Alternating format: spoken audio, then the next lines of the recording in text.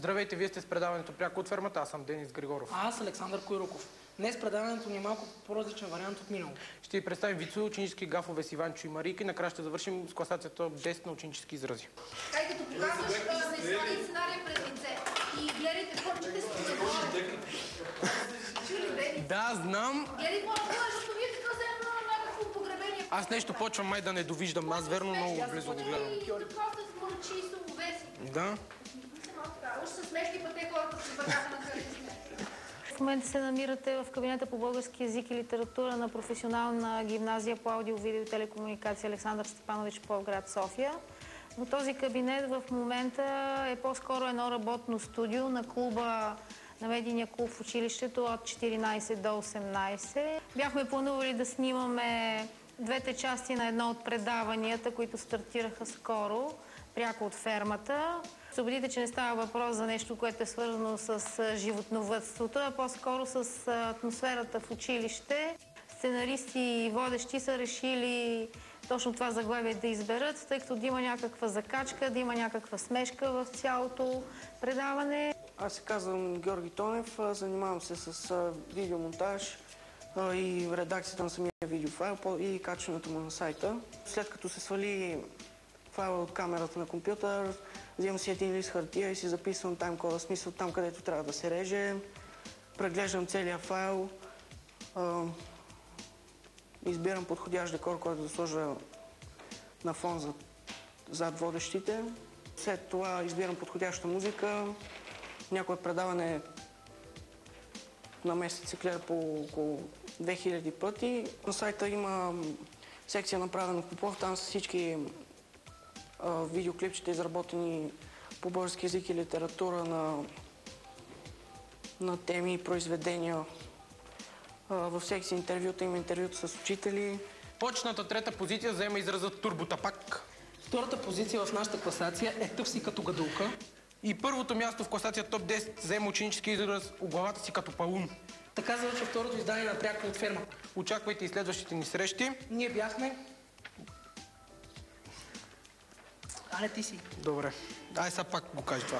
Ние бяхме... Денис Григоров и Александър Койруков. Аз съм Димитър Андреев и се занимавам най-вече с администрацията на сайта на клуба, в който качваме всичките файлове, всичко, което правим, всичките дейности в клуба. Има проект, който ще се пуска и радио, което ще онлайн ще върви и всеки, който има интернет, ще може да го слуша. Ще има и аудиокниги, които директно от сайта онлайн ще може да се слушат, вместо да се търсят из мрежата. Аз се казвам Виктор Дренски, аз съм фотографът на медийния клуб и на училището. Занимавам се предимно с фотосесии и с преработка на тези снимки. Някои ме питат защо го правя и защо си губя времето. Мисля, че това е много добра инвестиция към самия себе си и към това, което правя, защото това са много добри умения. И така помагам и на училището и на неговото развитие. Това го казвам, аз твоето име казвам, а ти казваш моето име. Ама ти това не го разсъжда. И тук защо пропусна от начало? Чакай сега. Тук пропусна от начало. Вие сте спрямато тук, Тонев трябваше ми сложи шапката. И аз да кажем първо ще ви представим някакво. Аз съм Снежана Мечева. Част съм от екипа на училищния вестник от 14 до 18. Също така съм водеща в медийния клуб. Първоначално започнах дейността си в тази извънкласна дейност, като пишех във вестника различни статии.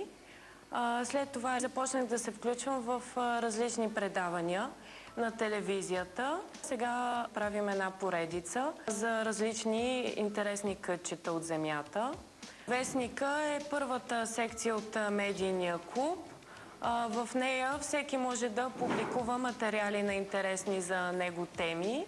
Всеки един от вас си събира материалите първо, след това ще си ги изглобите, след това ще дойдете да ги проверим да няма грешки фактологични, правописни, пунктуационни, такива да си излагаме, нали? Трябва да отбележим датата на 19 февруари, нали, Деня на Левски, по някакъв адекватен начин. Кой ще се заеме да направи? Аз на Мартин Ников съм дала да прави клипче за деня. Но нека да не са традиционните неща. Биографията, обесването и така нататък. Дайте някакъв друг рекурс към събитието, към това, което днес се случва. Личността на Левски в днешния ден. Нали? Дори да е някакъв така по-критичен поглед, можете да се разходите някъде и София така да поснимате. Малко ще ви дам камерата, ако сте съгласни.